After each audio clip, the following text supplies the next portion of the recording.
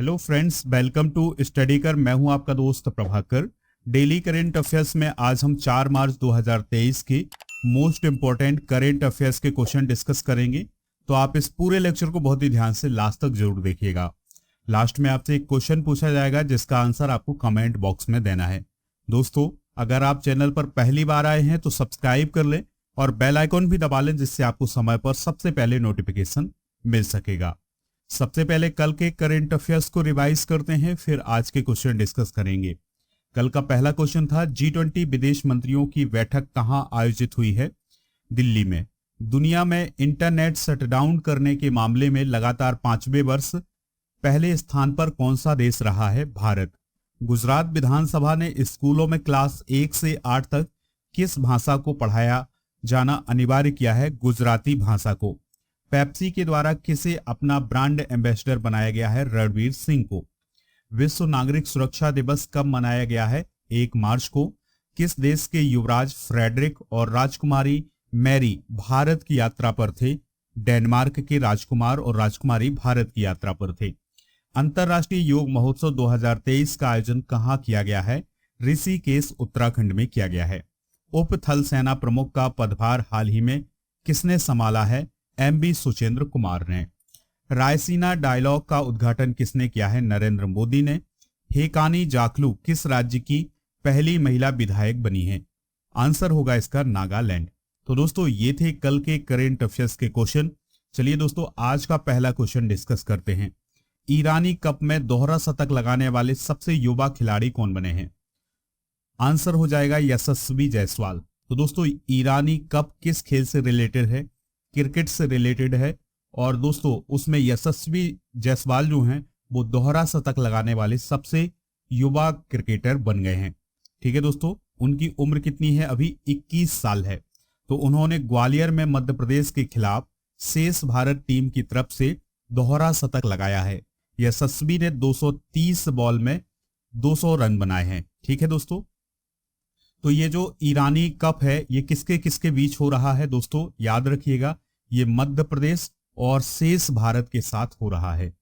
ईरानी cup का पहला संस्करण कब हुआ था? 1959-60 में हुआ था और इसका नाम BCCI के पूर्व अध्यक्ष जाल आर ईरानी के नाम पर रखा गया था। दोस्तों, 2019-20 का संस्करण किसने जीता था?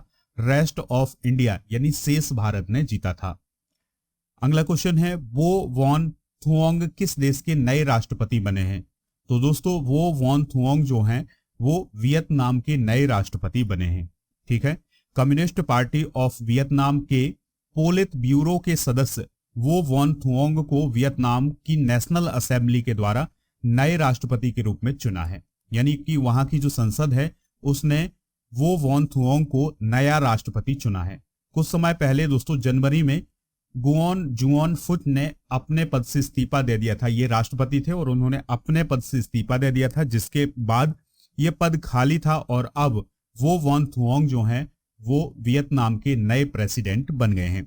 वियतनाम के बारे में कुछ इंपॉर्टेंट बातें डिस्कस करते हैं। तो ये दक्षिण पूर्व एशिया में स्थित एक कंट्री है। कैपिटल है इसकी हनोई और यहाँ की जो करेंसी है वो है डोंग। क्या है दोस्तों? डोंग। यहाँ पर आप वियतनाम की लोकेशन देख सकते हैं। ये दक्षिण पूर्व एशिया का एक पार्ट है।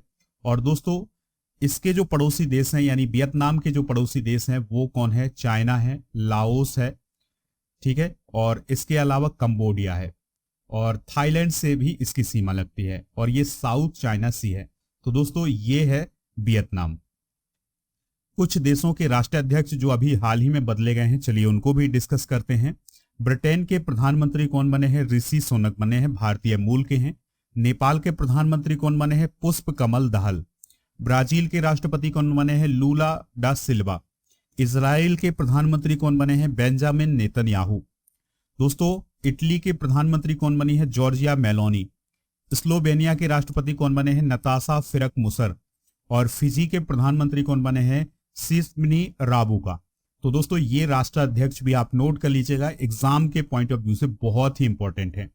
आपके लिए एक इंफॉर्मेशन है कि अगर आप मध्य प्रदेश के किसी भी एग्जाम की तैयारी कर रहे हैं या फिर दोस्तों SSC, बैंकिंग, इनमें से किसी भी एग्जाम की तैयारी कर रहे हैं तो उसके लिए मॉक टेस्ट हमारे ऐप पर उपलब्ध हैं।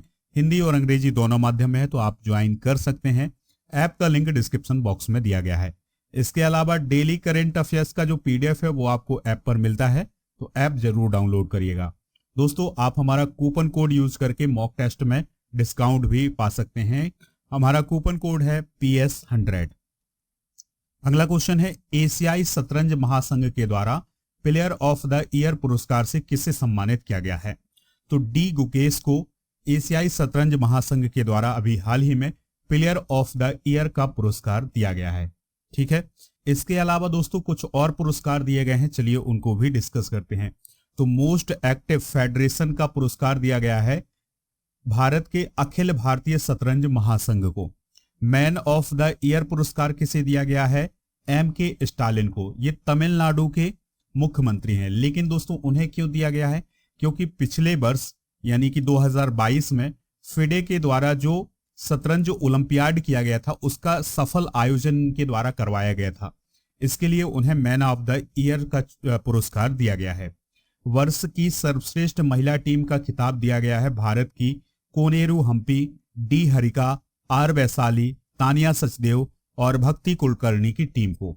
सर्वश्रेष्ठ पुरुष कोच किसे चुना गया है? ग्रैंड मास्टर RV रमेश को।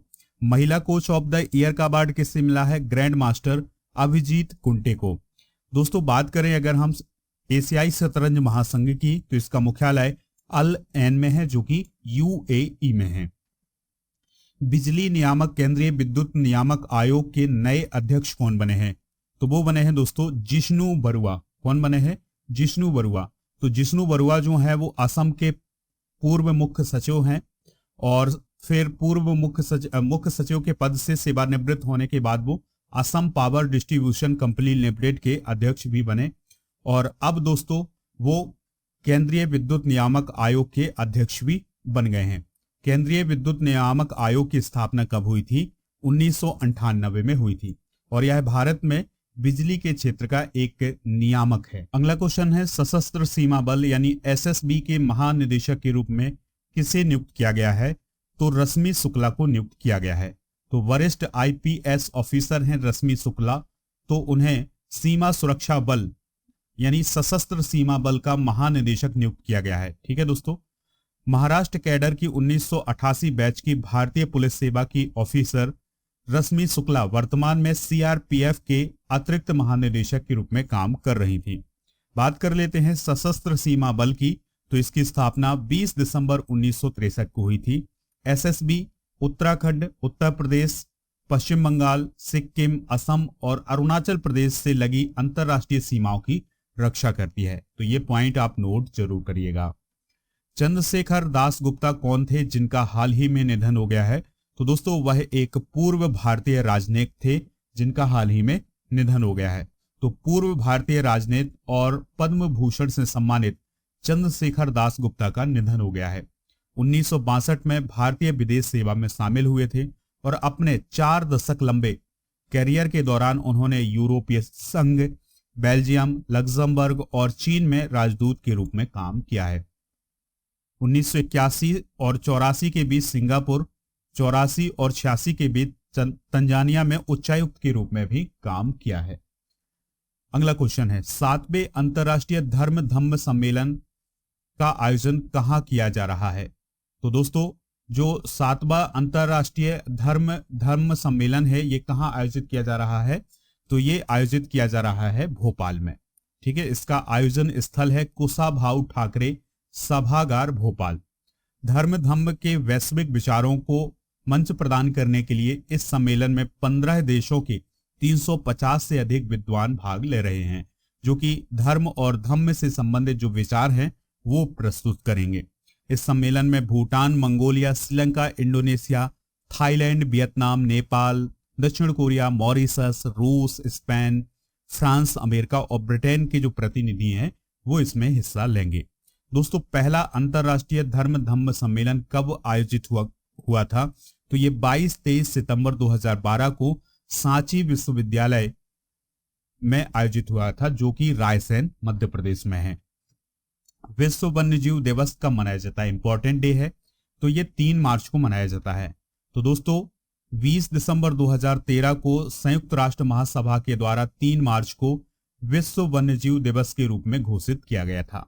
इस दिवस को मनाने का उद्देश्य ये है कि जो जंगली जानवर हैं, पौधे हैं और हमारा जीवन है और हमारे ग्रह यानी हम जिस प्लेनेट में रहते हैं, पृथ्वी में रहते हैं, तो इसकी हेल्थ के बारे में लोगों को जागरूक करना। 2023 की थीम क्या है, क्योंकि थीम बहुत ही इंपॉर्टेंट होती है, तो partnerships for wild life conservation, ये 2023 की थीम जरूर नोट करिएगा। अगला क्वेश्चन है, एशिया की अब तक की सबसे लंबी साइकिल रेस को किस शहर से शुरू किया गया है? तो इसको श्रीनगर से शुरू किया गया है। ठीक है दोस्तों, तो ये जो साइकिल दौड़ हो रही है ये जम्मू कश्मीर के श्रीनगर से शुरू हो रही है। इसमें 29 साइकिल चालक हैं जिसमें एक महिला भी शामिल है। ये जो रेस होगी ये 3651 किलोमीटर की होगी और दोस्तों NH44 पर इसका ज्यादातर कवर किया जाएगा, मतलब NH44 जो है उसको ज्यादा यूज किया जाएगा। तो NH44 पर 3651 किलोमीटर की दूरी तय की जाएगी। ये जो रेस है श्रीनगर से शुरू हुई है और ये जाएगी कहां तक दोस्तों? कन्याकुमारी तक। राष्ट्रीय बाल अधिकार संरक्षण आयोग का 18वां स्थापना दिवस कब मनाया गया है? तो दोस्तों इसका स्थापना दिवस 2 मार्च को मनाया गया है।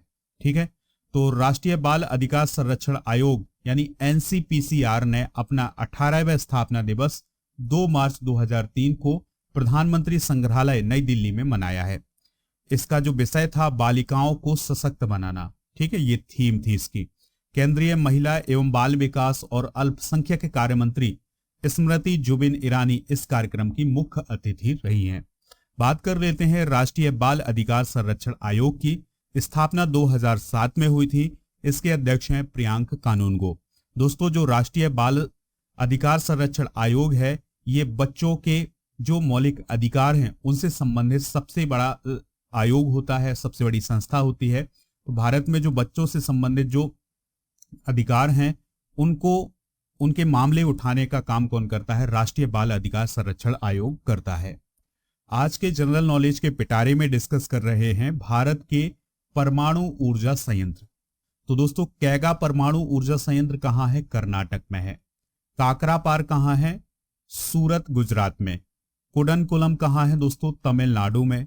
कलपक्कम कहां है? तमिलनाडु में। नारोरा पावर प्लांट कहां है? उत्तर प्रदेश में। रावत भाटा परमाणु ऊर्जा संयंत्र कहां है? कोटा राजस्थान में। और तारापुर परमाणु संयंत्र कहां है? महाराष्ट्र में। तो दोस्तों ये हैं भारत के परमाणु ऊर्जा संयंत्र, तो आप इनको भी नोट कर लीजिएगा, एग्जाम के लिए बहुत ही इंपॉर्टेंट है। चलिए दोस्तों अब हम डिस्कस करते हैं आज का क्वेश्चन जिसका आंसर आपको कमेंट बॉक्स में देना है। ईरानी कप में दोहरा शतक लगाने वाले सबसे युवा खिलाड़ी कौन बने हैं? राकेश अग्रवाल, यशस्वी जायसवाल, विजय यादव या इनमें से कोई नहीं। जो भी इसका राइट आंसर हो कमेंट बॉक्स में जरूर बताइएगा। दोस्तों PDF डाउनलोड कर लीजिएगा ऐप से, ऐप का लिंक डिस्क्रिप्शन में है। लेक्चर पसंद आया हो तो आप इसे लाइक कर दें, शेयर कर दें सभी दोस्तों को, सभी सोशल मीडिया प्लेटफॉर्म पर। जय हिंद, वंदे मातरम।